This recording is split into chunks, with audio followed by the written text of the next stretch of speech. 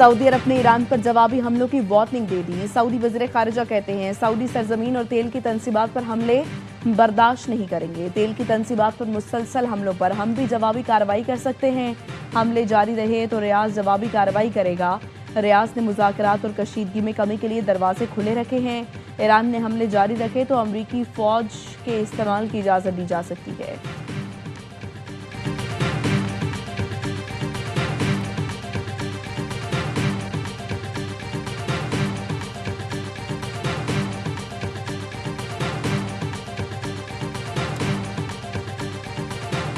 ایران کے خلیجی ملکوں میں امریکی تنصیبات پر حملوں میں تیزی۔ دبئی میں میزائل کا ملبہ، گاڑی پر گرنے سے پاکستانی ڈرائیور جاں بحق۔ حملہ روکنے کے لیے فضائی دفاعی کارروائی کے دوران ملبہ گرا۔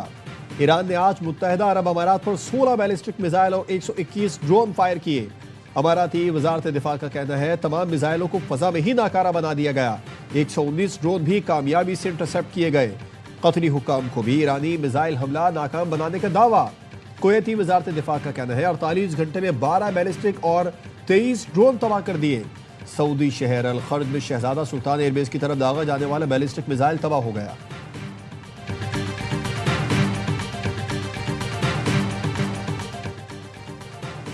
کویت میں ایرانی حملے میں ہلاک 6 امریکی فوجیوں کی لاشیں وطن واپس پہنچا دی گئیں۔ ڈوور ایئر بیس پر ہلاک فوجیوں کے اہل خانہ نے آخری رسومات کے لیے تابوت وصول کیے۔ صدر ٹرمپ، میلانیا ٹرمپ، نائب صدر جیری وینس کی تقریب میں شرکت۔ صدر ٹرمپ اور میلانیا ٹرمپ ہلاک فوجیوں کے اہل خانہ سے ملاقات کی۔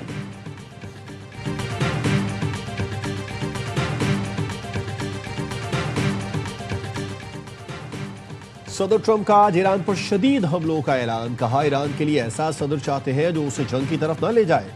ایسے کوئی اشارے نہیں ہے کہ روس ایران کی مدد کر رہا ہے۔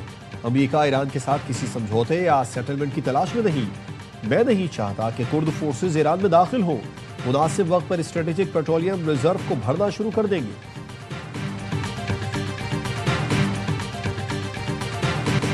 ایران نے حالیہ کشیدگی کے دوران ہمسایہ ملکوں پر حملوں پر معذرت کر لی۔ ایرانی صدر مسعود پزشکیان کا کہنا ہے اب ہمسایہ ملکوں کو نشانہ نہیں بنایا جائے گا، لیکن کسی ہمسایہ ملک سے ایران پر حملہ ہوا تو جواب دیا جائے گا۔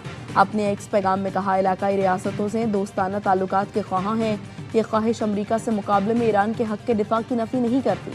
اپنے دوست اور ہمسایہ ملکوں پر نہیں بلکہ امریکی فوجی اڈوں پر حملے کیے۔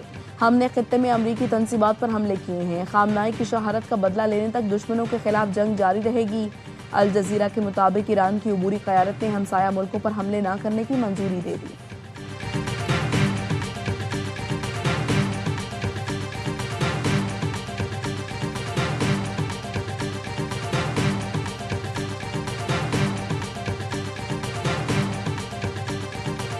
ایران نے آپریشن وعدہ صادق 4 میں حملے کی 27ویں لہر یا حیدر کرار کا آغاز کر دیا۔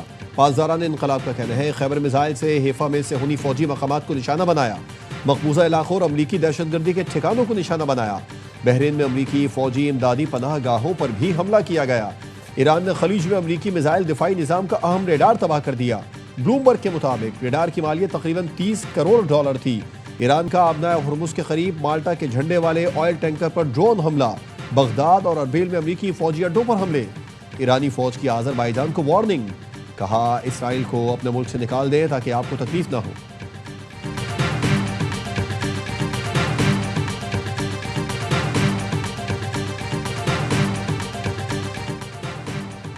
دشمن ایران کو تقسیم کرنا چاہتا تھا، امریکہ ہمیں نہیں جانتا، اس کو غلط فہمی تھی۔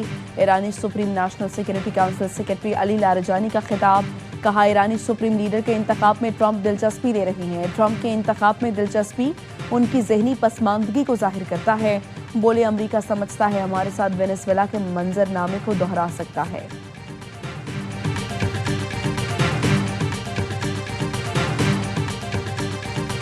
متحدہ عرب امارات آسان شکار نہیں، دشمنوں کو پیغام دینا چاہتا ہوں UAE خوبصورت ملک ہے، ہم سخت چمڑی ہیں، آسانی سے توڑا نہیں جا سکتا، پہلے سے زیادہ طاقتور بن کر ابھریں گے۔ متحدہ عرب امارات کے صدر محمد بن زائد ال نہیان کا ایران جنگ کے بعد عوامی سطح پر پہلا بیان۔ کہا قوم حالت جنگ میں ہے، اپنے ملک، عوام اور خاندانوں کے لیے اپنا فرض ادا کریں گے۔ اماراتی صدر نے ایران کی میزائل حملوں میں زخمی افراد کی عیادت کی۔ امیر قطر اور متحدہ عرب امارات کے صدر کا ٹیلی فونک رابطہ، کشیدگی کم کرنے اور حملے روکنے کی کوششیں تیز کرنے پر زور۔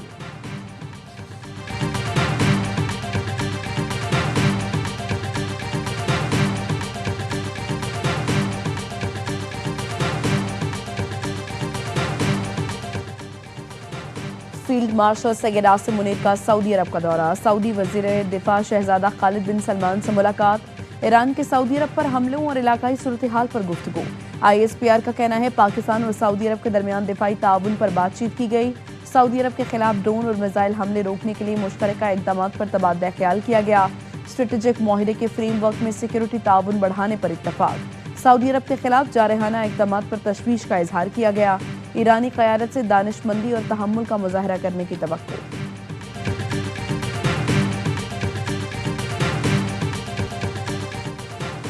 ایرانی وزیر خارجہ عباس عراقچی کا امریکہ کے لیے سخت پیغام، ایکس پر لکھا صدر پزیکشیان نے خطے میں کشیدگی میں کمی کے لیے کھلے دل کا اظہار کیا، اس شرط کے ساتھ کہ پڑوسیوں کی فضائی حدود، سرزمین اور پانی ایرانی عوام پر حملے کے لیے استعمال نہ ہوں، پڑوسی ملک کے لیے ہمارا خیر سگالی کام صدر ٹرمپ نے تقریباً فوری طور پر ناکام بنا دیا، ایران خطے میں کشیدگی کم کرنے کے لیے تیار تھا، ٹرمپ کے موقف نے صورتحال بگاڑ دی، امریکہ کشیدگی چاہتا ہے تو ایرانی مسلح افواج مکمل تیار ہے، ایران کے دفاعی اقدامات میں کسی بھی شدت کی ذمہ داری امریکہ پر عائد ہوگی۔ ایک اور بیان میں امریکی وزیر خارجہ کا کہنا تھا سعودی ہم منصب اور حکام سے مسلسل رابطے میں ہوں، سعودی حکام نے یقین دہانی کرائی ان کی سرزمین ایران کے خلاف استعمال نہیں ہوگی، ایران کی مجلس خبرگان کا اجلاس آج ہونے کا امکان، اجلاس میں ایران کے نئے سپریم لیڈر کا انتخاب کیا جائے گا۔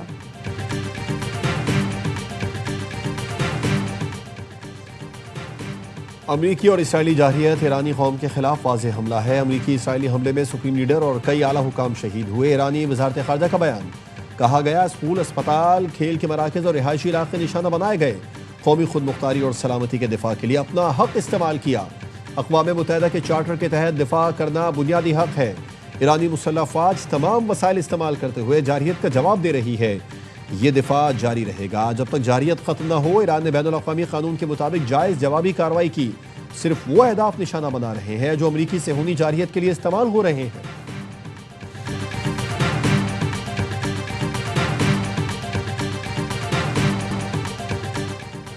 اسرائیل کا تہران میں پاسداران انقلاب کا ایئر ڈیفنس کمانڈ سینٹر تباہ کرنے کا دعویٰ، اسرائیلی فوج کا کہنا ہے بیلسٹک میزائلوں کی تیاری اور لانچنگ کے لیے استعمال ہونے والی سائٹ پر بھی حملے کیے، حملوں میں قدس فورس کی جنگی ساز و سامان کے گودام بھی تباہ کیے گئے، اسرائیل اور امریکی بمباری سے ایران میں شہید افراد کی تعداد 1332 ہو گئی، تہران میں مہرآباد ایئرپورٹ پر دھماکے، ایئرپورٹ کا کچھ حصہ متاثر، آزادی ٹاور کے قریب بمباری سے کئی عمارتوں کو نقصان پہنچا، ترجمان وائٹ ہاؤس کیرولائن لیوٹ کا کہنا ہے ایران کے خلاف کارروائی مکمل کرنے میں 4 سے 6 ہفتے لگیں گے، لبنان میں بھی اسرائیلی حملے جاری، شہداء کی تعداد 294 ہو گئی، جنوبی لبنان اور بیروت کے جنوبی مضافات سے بڑے پیمانے پر نقل مکانی، اسرائیلی وزیر اعظم نیتن یاہو کا کہنا ہے حالت جنگ میں ہے، ایران پر رحم کیے بغیر حملے جاری رکھیں گے، پاسداران انقلاب ہمارے ٹارگٹ لسٹ پر ہے، صہیونی وزیر اعظم کی لبنانی حکومت کو بھی دھمکی، کہا حزب اللہ کو غیر مسلح نہ کیا تو سنگین نتائج کا سامنا کرنا پڑے گا۔